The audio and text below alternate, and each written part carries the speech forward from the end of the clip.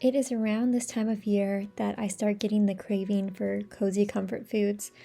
But over the last few years, I've really been learning how the ingredients we choose for our foods can make such a difference in female health. So this week, I wanted to share with you a couple dinner recipes, a latte recipe, and a pumpkin cookie recipe that are all going to help support your hormones, support your health, and really help you just put your best foot forward this week. Even if supporting your hormone health isn't something you're actively interested in now, these recipes are delicious and do help nourish you without you adding in any extra effort. I think there is a huge misconception that eating well has to not always taste great, but for me personally, I have to have food that is delicious. It's a big deal for me. I am certainly a foodie, but I also want to have the food work for me and provide great health benefits while still tasting delicious. So I woke up with a craving for pumpkin cookies, pumpkin chocolate chip cookies to be exact. So I found a recipe online and I decided to give it a go, but I wanted to make it with maple syrup instead of using brown sugar and cane sugar like the recipe called for. So I converted it. When you're converting a recipe to have maple syrup, because it is a liquid, you're going to have to reduce some other liquid in the recipe some other way. So I did less butter and they turned out really great. I think this pumpkin cookies are in particular work out really well with like a maple syrup sweetener because they're already moist anyway. They're more like a cake cookie. So maybe if you were doing this for a chocolate chip cookie, you would have to do a little bit more of adjustment. The reason why I like to avoid refined sugars when I can, definitely not all the time because that's just not practical for my life, but is because they can cause inflammation. And a lot of times the issues that especially I think young women are dealing with different ailments like period pain, that was one of my biggest pain points and the reason why I really decided to make an adjustment and reduce as much inflammatory foods as I could. So if that's something you're dealing with, I would definitely recommend trying to cut out refined sugars and seeing if that helps at all. After I made these, my husband suggested trying them again without the chocolate chips but adding a glaze. So I made them again for the kids at our church and they turned out really well. Of course, this meant they were no longer refined sugar free, but maybe next time I'll try making my own powdered sugar and see how that works out. The kids at church didn't mind at all and gave them a big thumbs up. There is something so comforting to me about the flavors of chicken pot pie, but instead of buying something that is pre-made, maybe like a frozen meal or something like that, we're going to make it in the Instant Pot. This is going to help speed up the process so it doesn't take quite as long as maybe making traditional chicken pot pie, but it is made with whole foods and I also make it with bone broth so it has great protein and also a lot of nourishing properties to it. This is definitely a recipe that is a little bit more of a labor of love and something that can be enjoyed on a weekend or when you feel like you have a little bit more time to cook. But when it comes to recipes like this, I like to just make sure I am making enough to have leftovers so that even if it takes me a little bit extra time to make it one night, I can save on dishes and time cooking the next night, and that kind of makes up for it in my mind. I've never made chicken pot pie in the Instant Pot before. This was a first for me. And it's kind of not entirely the cheater's way because you still have to make the roux on the stovetop. But it was one of the best chicken pot pies I've ever had. It doesn't call for heavy cream and it doesn't call for cream of chicken soup. A lot of the recipes I found when I was looking up this recipe did call for especially cream of chicken soup. And that is one processed food that I like to cut out. It is an extra step to make a roux instead of using the canned, but in my mind, so worth it for the health benefits, but also the taste. If you have spent any time reading ingredient labels to help make sure that you are eating quality ingredients, you know that seed oils slip in everywhere. I talk about seed oils a lot, but they are one of the easiest things to replace when you are making things from scratch. In fact, I don't even have vegetable oil in my kitchen. I just use avocado or coconut oil or butter depending on what the recipe is, and all of those replace everything wonderfully. You never even notice a difference.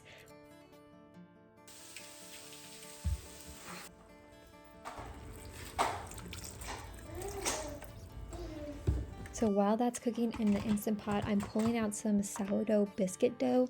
I got that ready earlier this morning, so it has been fermenting, and then I stuck it in the fridge so it was a little less sticky for maybe an hour or so, and now I am pressing them down and cutting them out. I think when people think of sourdough, all they think of is that crusty traditional bread, which is delicious, but sometimes not that useful. The pieces are big, sometimes that crust is a little tough for people, and I like to just sneak sourdough in wherever I would be using something that contains flour, even when you don't need the yeast aspect of it, because that's really what sourdough replaces, is just the yeast. It basically digests some of that gluten for you, which sounds a little gross when you say it like that, but what it's doing is reducing the work that your digestive system has to do, helps it become more easily digestible. So if you have a gluten sensitivity, making things with sourdough can help with that. It also just develops a deeper flavor, and my husband and I both think that these are some of the tastiest biscuits we've ever had.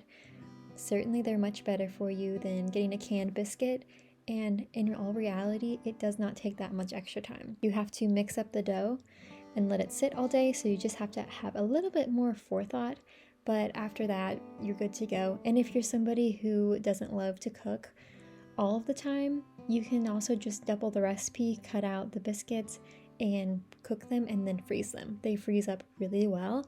I made a freezer chicken pot pie with sourdough biscuits for myself to put in the freezer before I had my son, and I looked forward to that coming home from the hospital. I knew that that was in my freezer, and I was so excited to eat that because I just love those sourdough biscuits. It's just such a good comfort meal.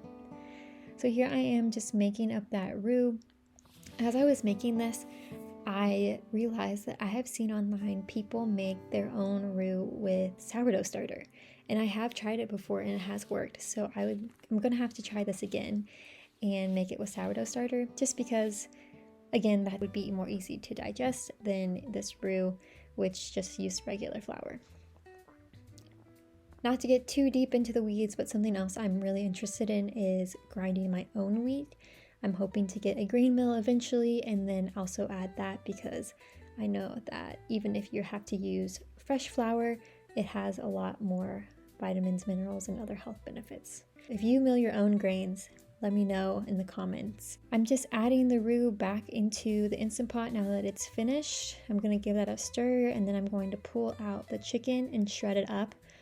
If you have never made chicken in the Instant Pot, this is basically the only way I like to make chicken nowadays, because it is always tender, it always falls apart so easily, it's never rubbery, and it always is so full of flavor.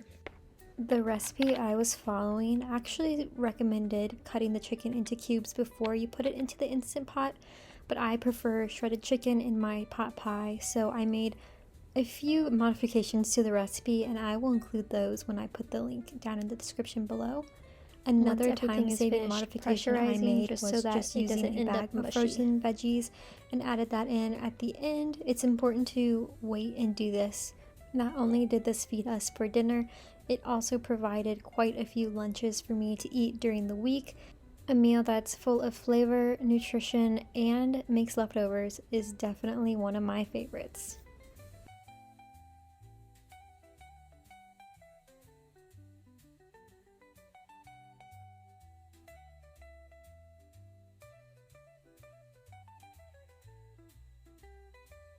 Moving on, it's around this time of year that I find myself craving coffee more and going through the coffee shop drive-thru a few more times.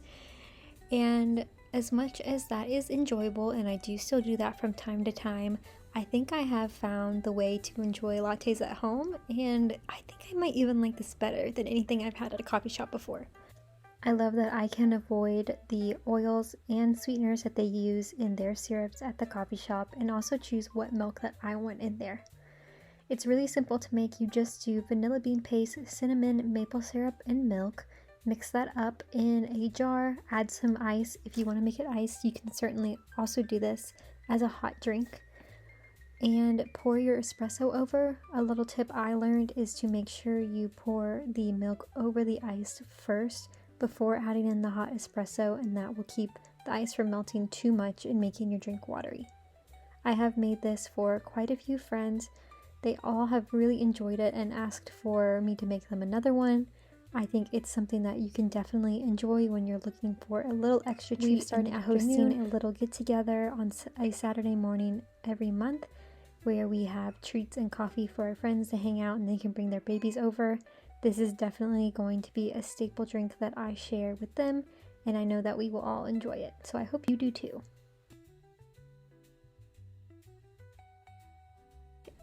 Another night means making more dinner. Here I am doing another double recipe so that I make sure we have plenty of leftovers and it saves me from having to cook for a night or two. We are making egg roll in a bowl. I'm using grass-fed organic beef. My favorite trick for this is to get it at Sam's Club. It is, I think, about $5.75 a pound, and that in my area that is very comparable to just regular beef. But the benefit of using grass-fed beef, it helps with hormone production. It's super nutrient dense. It's high in iron, zinc, B vitamins, vitamin D, K2. It also is a great source of amino acids and fats, which is what your hormones need to produce themselves. I also love this recipe because it is full of fiber from the vegetables you cook down, and also if you decide to serve this with brown rice, it is a perfect blend of fiber, carbs, and protein. Whenever I am trying to decide what to make, those are the key components I'm looking for. Balanced meals like this make sure that I have fewer cravings, I have a steadier energy, calmer mood. We make this one a lot in our house. I like to serve it sometimes on rice noodles, but definitely with coconut aminos, sesame seeds, green onions, and sometimes a little drizzle of hot honey as well. Thank you for joining me in my kitchen as I was cooking from scratch this week. If you enjoyed this video and you want to see more things like this, please definitely give it a thumbs up, subscribe, and leave me a comment below and let me know what you would like to see me make next. I hope you have a great week. Bye-bye.